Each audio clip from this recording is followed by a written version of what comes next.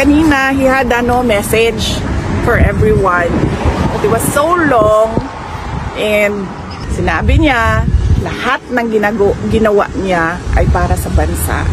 At sinabi niya, hindi lahat ng mga nakakulong, he was directing it to my son actually, sabi niya, not all people in detention are bad. I am not here because I am a kidnapper, I am a robber, I am a holdupper, I am a thief.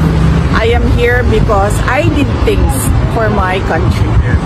And I do not regret going after criminals and going after people dealing in illegal drugs for my country. So yun yung gist na, medyo mahaba yun kanina. Pero pwede ako magtanong tungkol kasi kaibigan mo si Amy Marcos. Kasi palagi ako papunta dito, walang nagtatanong tungkol sa dalawa ninyo. Yung nagpunta ka sa Villamor Airways, natanong ba ni Amy Marcos na saan siya? Kasi hindi ka pinapasok eh. Tapos yung si Alpotera nakapasok. Yun lang ang tanong ko. Kasi kaibigan mo siya.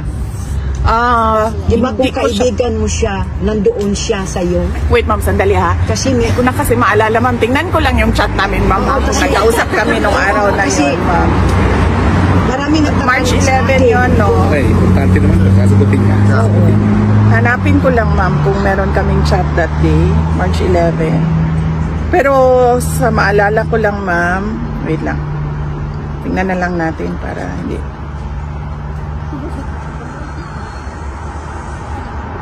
So, that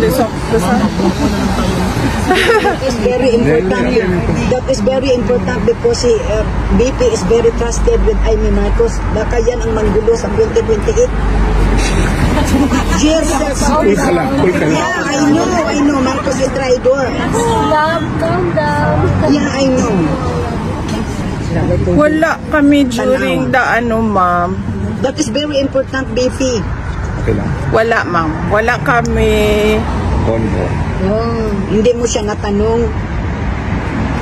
Actually, natanong ma'am kung nasaan kung siya, pwede nasaan siya. Hindi ko siya natanong nun ma'am.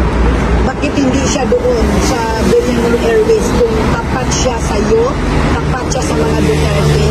Kasi nakipag-ariglo siya sa'yo, naging kaibigan mo na ngayon. Ma'am, tapos wala siya sa Villamor Airways. Hindi naman ako, hindi ako spokesperson ni Senator Amy Marcos. Pero, in fairness to her, ang dami nang wala doon sa Villamor Airbase, ma'am. Ang dami talaga na nagsasabi na para kay President Duterte sila at sumusuporta sila kay President Duterte, pero wala sila doon sa Villamor Air Base at all. Pero ang girlfriend. Okay, next question. Wait lang, ma'am, chismis. Sino ang girlfriend, ma'am? Next question. Well, nagpapasalamat ako kay former Governor Chavit Singson. In fact, tumatawag siya sa akin twice bago yan lumabas ang interview. Tumawag siya sa akin. Twice ko din na hindi nakatanggap yung call niya, na miss call lang siya. Tapos nung nag-message naman ako sa kanya na tatawag ako, hindi na siya nakasagot, baka busy din kasi.